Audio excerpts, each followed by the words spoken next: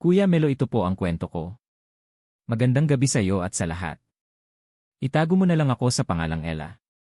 25 taong gulang, single, at isang empleyado sa isang kumpanya dito sa Makati. Hindi ko akalain sa isang simpleng trabaho, makikilala ko ang taong babago sa buhay ko. Hindi ko rin alam kung bakit hanggang ngayon, ramdam ko pa rin ang bawat tibok ng puso ko tuwing naiisip ko siya, si Mark. Simula ng lahat. Nagsimula ang lahat nang ma-assign ako sa isang bagong department noong 2021. Bagong environment, bagong tao, at syempre, bagong challenge sa career. Doon ko unang nakilala si Mark, isang project supervisor. Hindi siya yung tipong unang tingin ay mapapansin mo agad. Tahimik siya pero may dating. Malinis manamit, palaging naka-long sleeves at may suot na relo na luma na yata pero halatang inaalagaan. Noong una, halos hindi kami nag-uusap. Pero isang gabi, nagpa-overtime ang buong team para tapusin ang isang project. Ako, busy sa pag-aayos ng mga reports, nang biglang lumapit siya at sabing, "Ella, baka gusto mong kumain muna. Ako na bahala sa ginagawa mo, tapusin mo na lang mamaya." Napatingin ako sa kanya at napangiti. Hindi kasi ako sanay na may nag-aalala sa akin sa office. At mula noon doon nagsimula ang madalas naming pag-uusap. Lagi kaming magkasama kapag may overtime. Siya ang tipong magjo-joke ng corny para lang hindi kami antukin. Minsan, bibili siya ng kape para sa aming dalawa. At minsan, siya rin yung magdadala ng pansit canton at sabay kaming kakain sa pantry. May isang gabi na halos kami na lang dalawa ang naiwan sa office. Tahimik, tapos may maririnig lang na tunog ng keyboard. Hanggang sa bigla siyang nagsalita. "Alam mo, Ella, minsan, mas gusto ko yung ganito, tahimik pero may kasama. Hindi yung tahimik kasi mag-isa." Hindi ko alam kung bakit, pero parang tumigil yung mundo ko nung marinig ko yon. Para bang may gustong sabihin ang puso ko na hindi ko maintindihan. Unti-unti. Lumipas ang mga buwan, mas naging close kami. May mga simpleng lambing na ewan ko, baka ako lang ang nag-isip pero ramdam ko. Kapag may sakit ako, siya ang unang mag-aabot ng gamot. Kapag may problema ako sa report, siya ang tutulong kahit hindi na niya trabaho. Pero may isang malaking problema. May girlfriend siya. Noong una, tinanggap ko lang. Sinabi ko sa sarili ko, "Ella, kaibigan lang yan. Huwag ka nang umasa." Pero mahirap pala pigilan ang puso kapag nasanay ka na sa presensya ng isang tao. May isa pang gabi na nag-overtime kami. Umulan ng malakas, kaya hindi kami agad nakauwi. Nasa pantry kami, nagkakape, at bigla siyang nagsabi, "Ella, minsan naiisip ko, paano kaya kung ibang panahon tayo nagkakilala?" Nagulat ako sa sinabi niya. Hindi ko alam kung paano sasagutin, kaya ngumiti lang ako. Pero sa loob-loob ko, gusto ko siyang tanungin, "Bakit, Mark? Anong ibig mong sabihin?" Isang araw, bigla na lang siyang naging tahimik. Hindi na kami madalas magkasama. Hindi na rin siya nag-aabot ng kape o nagtatanong kung kumain na ako. Hanggang sa nalaman ko umalis na pala siya sa kumpanya. Hindi man lang siya nagpaalam sa akin ng personal. Pero isang linggo matapos siyang umalis, may natanggap akong email. Mula sa kanya. Nakasaad doon, "Ella, alam kong mali kung anuman ang nararamdaman ko para sa iyo noon. Pero gusto kong malaman mo masaya ako na nakilala kita. Salamat sa lahat ng overtime, sa kape, at sa mga ngiti. Hindi ko man masabi noon, pero ikaw yung dahilan kung bakit naging mas magaan ang trabaho ko." Umiyak ako nang binasa ko yon. Hindi ko alam kung masaya ba ako o malungkot. Pero sigurado ako sa isang bagay, minahal ko siya, tahimik pero totoo. 2 taon na ang lumipas mula nang huli kaming mag-usap ni Mark. Tahimik na ang buhay ko. Ginugol ko ang oras ko sa trabaho, pamilya, at sa sarili ko. Hanggang isang araw dumating ang isang imbitasyon na hindi ko inasahan. Isang Lunes ng umaga, may email ang HR. May plano raw ang kumpanya na magkaroon ng reunion ng lahat ng naging empleyado ng department namin sa nakalipas na 5 taon. Hindi ko alam kung bakit ako kinakabahan, pero malinaw sa isip ko, baka nandun si Mark. Isang bahagi ng puso ko, umaasa na makita siya. Pero may isa pang bahagi, takot na baka wala na siyang maalala sa akin. Dumating ang araw ng reunion. Nasa hotel function room kami, maraming tao, may tawanan, may kamustahan. Habang nakikipag-usap ako sa dati kong office mate, biglang may boses sa likod na nagsabi, "Ella." Parang nanlamig ako. Pagharap ko, siya nga si Mark. Nakangiti, medyo nag-iba, mas matured na, may konting balbas, at halatang mas payapa ang itsura. Nagkamustahan kami. Hindi ko alam kung paano ko itatago ang kaba ko. Pero sa tono ng boses niya, parang walang nagbago, ganun pa rin yung Mark na kilala ko. Ang tagal nating di nagkita, sabi niya. 2 taon, sagot ko. Tapos natawa siya. Binibilang mo pala. Hindi ko alam kung paano ko re-replyan, kaya ngumiti lang ako. Sinabi niya na lumipat siya sa probinsya noon para tumulong sa family business nila. At wala na raw siya sa dating relasyon. Hindi ko alam kung anong mararamdaman ko nung marinig ko yun, may halong gulat at kaba. Pagkatapos ng reunion, habang palabas na ako ng venue, bigla siyang nagsabi. Ella, kung okay lang, pwede ba kitang yayain magkape minsan? Para makapagkwentuhan tayo ng maayos. Siyempre pumayag ako. Hindi ko na rin tinanong kung bakit. Basta may kung anong tuwa akong naramdaman na hindi ko maipaliwanag. 2 araw matapos ang reunion, nagkita kami sa isang coffee shop malapit sa dati naming opisina. At sa hindi inaasahan, yun pala ang mismong coffee shop na madalas naming puntahan dati kapag overtime. Umupo kami sa sulok, parehong may hawak na tasa ng kape. Tahimik kami sa una hanggang siya na ang unang nagsalita. Ella, gusto kong mag-sorry dahil bigla akong nawala noon. Hindi ko kayang magpaalam ng maayos dahil alam kong mahihirapan lang ako umalis. Tahimik lang akong nakinig. Naririnig ko ang tibok ng puso ko sa bawat salitang binibitawan niya. Noon, may commitment ako. At kahit anong damdamin ko para sa'yo, alam kong mali kung ipipilit ko. Pero totoo yung sinabi ko sa email, naging mas magaan ang lahat dahil sa'yo. Hindi ko alam kung anong sasabihin ko. Pero sa halip na magalit, umiti lang ako at sinabing, Mark, matagal na yon. Ang mahalaga, andito tayo ngayon nag-uusap. Mula noon, mas naging madalas ang pagkikita namin. Minsan sa lunch break, minsan after work. At habang tumatagal, parang bumabalik lahat ng kabisado namin sa isa't isa. Yung simpleng tingin, alam mo na ang ibig sabihin. Yung simpleng biro, alam mo kung paano tatanggapin. Pero sa kabila ng lahat, may kaba pa rin sa puso ko. Kasi paano kung bigla na naman siyang mawala? Isang gabi, habang naglalakad kami pauwi, bigla siyang tumigil. Tumingin siya sa akin at seryosong nagsabi. Ella, sa lahat ng pagkakataon na nawala ako, ikaw pa rin ang naaalala ko. Ayokong mawala ka ulit. Pwede ba kitang ligawan? Hindi ko alam kung iyak ako o tatawa. Ang tagal kong hinintay marinig yon at ngayon, sa wakas, sinabi na niya. Kaya umiti lang ako at sinabing, kung seryoso ka, bakit hindi? At doon nagsimula ang bago naming kwento. Hindi na sa gitna ng overtime, kundi sa gitna ng oras na kami mismo ang pumipili. Wala nang lihim, wala nang bawal. Pero may pangakong sa pagkakataong ito, hindi na siya aalis.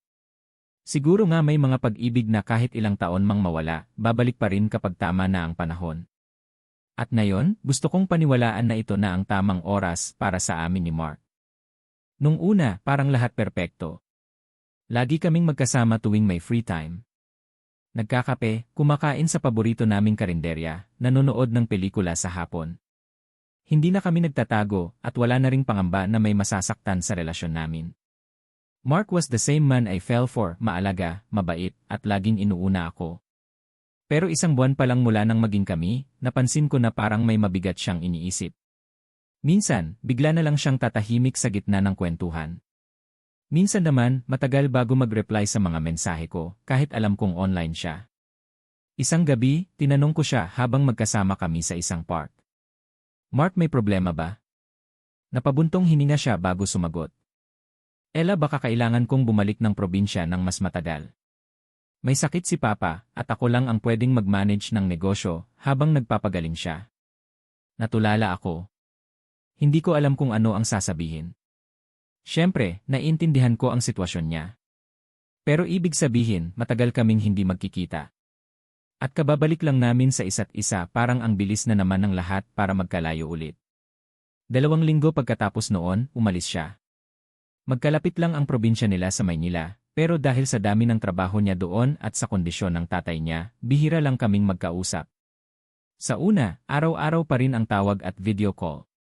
Pero habang tumatagal, naging mas madalang na. Nagsimula na rin ang mga selos at pagdududa sa isip ko. Minsan, mahigit 1 araw bago siya mag-reply. Kapag tinatanong ko kung bakit, lagi niyang sagot. Pasensya na, Ella. Sobrang dami lang talagang ginagawa. Gusto ko siyang intindihin pero tao lang ako. Nasasaktan ako. Isang gabi, naglakas loob akong sabihin sa kanya ang nararamdaman ko. Mark, parang lumalayo ka na sakin. Noong una, parang wala tayong pader. Ngayon, hindi ko na alam kung anong nasa isip mo. Matagal siyang natahimik bago sumagot. Ella, hindi ako lumalayo. Pero natatakot ako.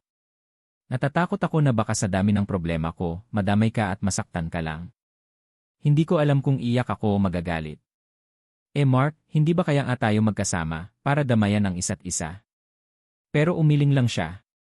Sumunod na linggo, halos hindi na kami nag-uusap.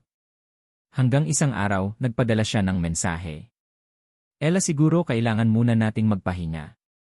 Hindi dahil wala na akong nararamdaman, pero dahil ayokong habang pinapasan ko ang lahat, ikaw yung masaktan sa huli. Para akong binagsakan ng mundo. Paano kami haharap sa problema kung siya mismo ang bumibitaw? Pero ano nga bang magagawa ko kung iyon ang gusto niya? Ngayon, 1 buwan na mula nang huli kaming mag-usap. Wala akong balita sa kanya. Hindi ko alam kung babalik pa siya o kung iyon na ang huling kabanata ng kwento namin. Pero isang bagay ang malinaw, kahit ilang beses niya akong layuan, kahit ilang taon kaming mawala sa isa't isa, sa tuwing nakikita ko ang kape at naririnig ko ang patak ng ulan sa labas, siya pa rin ang unang naiisip ko. At kung sakaling dumating ang araw na kumatok ulit siya sa buhay ko, siguro, tulad ng dati, pagbubuksan ko pa rin siya. Pero Kuya Melo, minsan pala, kahit na sinubukan mong mag-move on, may mga sagot na kusang dumarating. At yung mga sagot na yon mas masakit pa kaysa sa iniisip mo noon. Isang gabi, habang nasa opisina ako at nag-overtime, o Kuya Melo, parang bumabalik na naman sa dati ang buhay ko, tumunog ang cellphone ko. Isang hindi pamilyar na numero. Hello, si Ella po ba ito? Opo. Sino po sila? Ako po si Marisa, kapatid ni Mark. Para akong binuhusan ng malamig na tubig. Hindi ko alam kung matutuwa ako o kakabahan. Sabi ni Marisa, matagal na raw akong gustong kausapin ni Mark pero hindi niya alam kung paano. At ngayon, siya na raw ang nagsasabi sa akin ng totoo. Ella, hindi totoo na umalis siya para lang mag-manage ng negosyo. Totoo na may sakit ang papa namin pero si Mark may sakit din. Parang hindi ko maintindihan ang sinasabi niya. Pinakiusap ko na ipaliwanag niya ng mabuti. At doon ko nalaman may iniinda pala si Mark na kondisyon sa puso. Matagal na itong alam ng pamilya niya pero lalong lumala nitong huling taon. Kaya pala bigla siyang lumalayo. Kaya pala takot na takot siya. Hindi dahil sa wala siyang nararamdaman para sa akin, kundi dahil natatakot siyang makita ko siyang unti-unting nawawala. Kinabukasan, hindi na ako nagdalawang isip. Sumakay ako ng bus papunta sa probinsya nila. Pagdating ko, sinalubong ako ni Marisa at dinala sa kwarto kung saan nagpapahinga si Mark. Mahina na siya pero nang makita niya ako, napangiti pa rin siya. Ella, anong ginagawa mo dito? Bakit hindi mo sinabi sakin? Tanong ko at doon na ako napaiyak. Hinawakan niya ang kamay ko. Kasi ayokong maalala mo ako sa ganitong sitwasyon. Gusto ko, hanggang sa huli mong alaala, ako pa rin yung masaya, malakas, at nag-aabot sa iyo ng kape sa pantry. 2 linggo akong nanatili sa probinsya. Araw-araw, kasama ko siya. Kwentuhan kami tungkol sa mga alaala namin sa opisina, sa mga overtime, sa mga tawa at kwentuhan. At tuwing gabi, bago matulog, lagi niyang sinasabi. Salamat, Ella, kasi bumalik ka. At salamat kasi hindi mo ako iniwan. Sa totoo lang, natatakot ako araw-araw. Pero mas pinili kong manatili, kasi mas mahalaga sa akin na makasama siya ngayon, kaysa maghabol ng panahong baka hindi na bumalik. Isang araw, habang nagpapahinga siya, nilapitan ako ni Marisa. May hawak siyang isang maliit na kahon. Ella, matagal na niyang gustong ibigay sa iyo ito, pero hindi niya magawa. Binuksan ko ang kahon at nandoon ang isang singsing. Hindi mamahalin pero alam mong pinaghirapan. Sa ilalim ng singsing may nakasulat na maliit na papel. Kung sakaling wala na ako, gusto kong alam mo ikaw ang una at huli kong minahal. Hindi ko alam kung paano ko tatanggapin ang ganong klase ng sakit at saya ng sabay. Ngayon, nandito pa rin ako sa probinsya. Araw-araw, sinusubukan naming maging masaya. Hindi namin pinag-uusapan ang takot sa hinaharap, mas pinipili naming pag-usapan ang mga plano kahit alam naming baka hindi na matupad. At sa tuwing nagkakape kami, nakatingin ako sa kanya at iniisip. Kung sa gitna ng overtime kami nagsimula, siguro sa gitna rin ng laban na ito, doon kami mas lalong tatatag. Minsan, sabay kaming nakaupo sa beranda, pinapanood ang paglubog ng araw. Sabi niya, Ella, alam mo ba kung bakit gusto ko laging kasama ka sa sunset? Bakit? Kasi natatakot akong makita ang pagtatapos kung wala ka sa tabi ko. Doon ko napagtanto hindi na ito basta love story na nagsimula sa trabaho. Ito na yung kwento ng dalawang taong nagmamahalan kahit alam nilang may hangganan. Isang gabi ng Disyembre, bumaba ang temperatura at malakas ang ulan. Habang natutulog siya, bigla siyang napahinto sa paghinga at napakunot ang noo sa sakit. Agad ko siyang dinala sa ospital, nanginginig sa kaba. Sa emergency room hawak-hawak ko ang kamay niya habang dinadala siya sa loob. Pero bago siya tuluyang isara ng mga doktor sa emergency room, hinilan niya ang kamay ko at bumulong. Huwag kang umiyak, babalik ako sa'yo. Hindi ko alam kung ilang oras akong nakaupo sa hallway ng ospital. Bawat minuto, para akong hinihiwa ng patalim sa dibdib. Hanggang sa lumabas ang doktor at sa tingin pa lang niya, alam ko na kung anong ibig sabihin. Sabi niya, mas lumala raw ang kondisyon ni Mark. Kailangan niya ng operasyon sa puso at malaki ang risk. Kinabukasan, kinausap ako ni Mark. Mahina ang boses niya pero malinaw ang sinasabi. Ella, kung sakaling hindi ako magising pagkatapos nito, gusto kong pangako mo sa akin na hindi ka titigil mabuhay. Gusto ko, kapag naalala mo ako, ngumiti ka kahit masakit. Hindi ko siya sinagot noon, kasi paano ko gagawin yon? Paano ko ipapangako na magiging masaya ako kung mawawala siya? Dumating ang araw ng operasyon. Hawak ko ang singsing na iniwan niya noon sa kahon. Habang hinahatid siya sa operating room, ngumiti pa rin siya sa akin. Ella, salamat. Sa lahat ng overtime at sa lahat ng oras na binigay mo sa akin. At pumasok na siya sa loob. Hindi ko alam kung ilang oras ang lumipas. Pero nang bumukas ang pinto at lumabas ang doktor, tumayo ako agad. At sa pinakamalamig na tono na narinig ko, sinabi niya, Miss Ella, critical ang kondisyon. Pero may chance pa. Kailangan lang nating maghintay. Magdamag akong naghintay sa labas, nagdarasal, nagmamakaawa sa langit na ibalik siya sa akin. At bago mag-umaga may narinig akong boses na mahina pero pamilyar. Ella. Si Mark gising.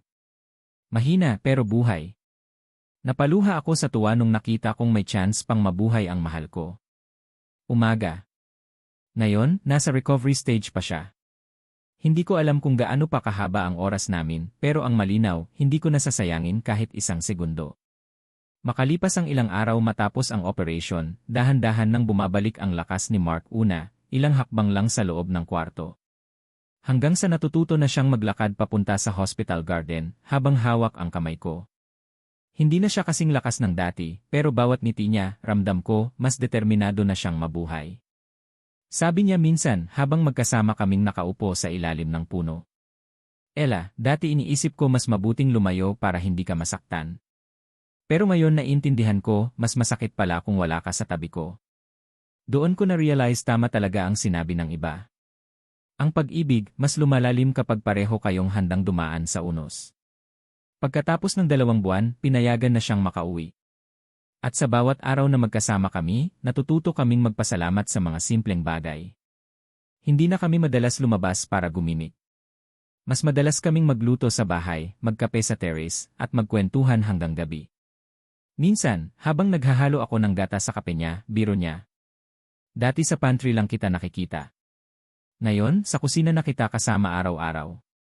Hindi ko alam kung masarap yung kape dahil magaling ka o dahil nandito ka. Siyempre, natawa lang ako pero alam ko sa puso ko, totoo yung sinabi niya. Isang araw, tinanong niya ako kung okay lang daw bang bumalik siya sa trabaho, hindi sa parehong kumpanya, pero sa mas magaan na posisyon sa probinsya nila. Ayokong pigilan siya kasi alam kong gusto niyang muling maging produktibo. At ito ang nakakatuwa minsan, kapag break time niya, tatawag siya at magpapadala ng litrato ng kape niya sa desk. Caption, para tayong nasa overtime ulit, Ella. Sa mga gabing magkasama kami, napag-uusapan na namin ang future. Hindi man namin alam kung gaano kahaba pa ang oras na ibibigay sa amin, sinisigurado naming magagamit ito sa mga bagay na mahalaga. Sabi niya, ayokong puro alaala lang tayo. Gusto ko magkaroon tayo ng bagong pangarap na sabay nating itatayo. At doon namin napagdesisyonan magtayo ng maliit na coffee shop sa probinsya. Pangalan, Overtime Cafe, kasi doon nagsimula ang lahat. Noong araw ng soft opening, habang abala ako sa pag-aasikaso ng mga customers, nilapitan ako ni Mark. May hawak siyang 2 tasa ng kape at inilapag sa harap ko. Ella, sa dami ng kape na ininom natin ito yung pinakapaborito ko. Kasi ito, hindi lang overtime sa trabaho ito, overtime ng pagmamahalan natin. Sa sandaling yon, alam kong tama ang lahat ng pinagdaanan namin. Kahit gaano kahirap, kahit ilang beses kaming muntik na magkalayo. Sa huli, pareho kaming pinili ang isa't isa. Hanggang dito na lang ang aming kwento, maraming salamat sa oras Kuya Melo. Ako po si Ella. At kahit ilang pagsubok pa ang dumating. Kahit ilang ospital, ilang luha, ilang gabi ng dasal. Ang masasabi ko pa rin. Hindi kami susuko, lalaban kami hanggang dulo.